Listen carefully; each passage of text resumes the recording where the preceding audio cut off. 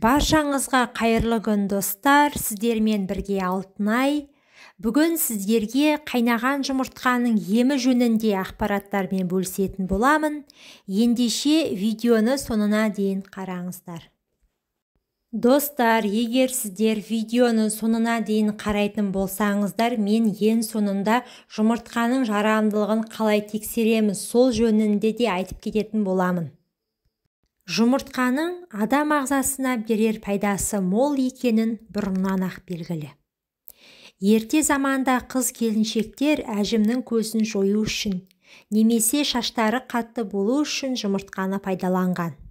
Ал ер азаматтар жорыққа не шайқасқа шықпас бұрын жұмыртқамен ауқаттанған.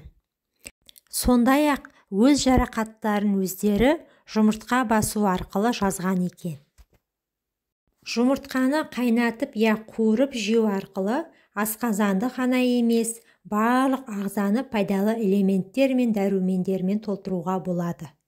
Құрамында ақуыз, йод, фосфор, селен элементтері созылмалы аурулардың алдын алады.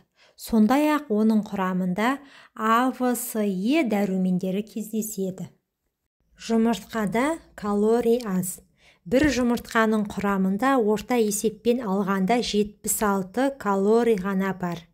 Ал майлылығы небәрі 10%. Жұмыртқа ағзадағы холестерин мөлшерін төмендетіп, жүрек, жүйке және онкологиялық аурулардың пайда болуына жол бермейді. Көптеген диеталардың мәзірінде жұмыртқа кездесіп жатады. Себебі оның арқасында артық салмақтан арылуға және салмақты бір қалыпты ұстауға болады. Тырнақ, шаш өсімі мен көздің көруін жақсартамын. Тістерім маржандай таза, сүйектерім мықты болсын десеңіз, ас мәзіріңізге жұмыртқаны қосыңыз. Жұмыртқа ағзаны түрлі инфекциялардан қорғап, иммунитетті күшейтеді. Жұмыртқа бет күтіміне де пайдалы. Бір жұмыртқа мен бір ас қасық балды араластырып, бетіңізге жағып, 15-20 минут жатып демалыңыз. Кейін жылы сумен шайып жіберіңіз. Бетіңіздің тазарып, нәрленіп, терінің тартылғанын аңғаруға болады. Жұмыртқаның сарысын шашыңызға жағып, 1 сағаттан кейін жылы сумен жуып жіберіңіз. Бұл ем шашыңыздың жылтыр болып, алдағы күндері ұштанбауына жол береді. Көзіңізге сүйел шыққан кезде қайнаған жұмыртқаны ыстық күйінде басыңыз. Сондай-ақ қатты тамақ ауырған кезде қайнаған жұмыртқаны жылы күйінде мойныңызға қойып, қайта-қайта домалатыңыз. Пісірген бәлішім тәтті болсын десеңіз, қамырға жұмыртқа қосуды ұмытпаңыз.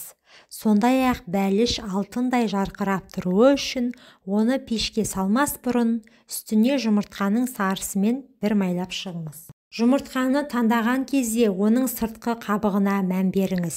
Егер де қабықшасы кедір-бұдыр, түсі өзгешелеу болса, оны алмаған жөн. Мұндай жұмыртқаның мерзімі өткен. Жұмыртқа жарамдылығын тексеру үшін, оны 10 см су құйылған ыдысқа салыңыз. Жұмыртқа батып тұрса, балғын. Жұмыртқа су ортасында қалқып тұрса, тез аралда қолдануыңыз керек.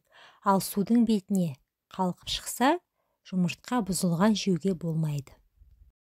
Назарларыңызға рахмет, пайдаларыңызға жарасын. Менің арнама тіркеліп, лайк басуды ұмытпаңыздар.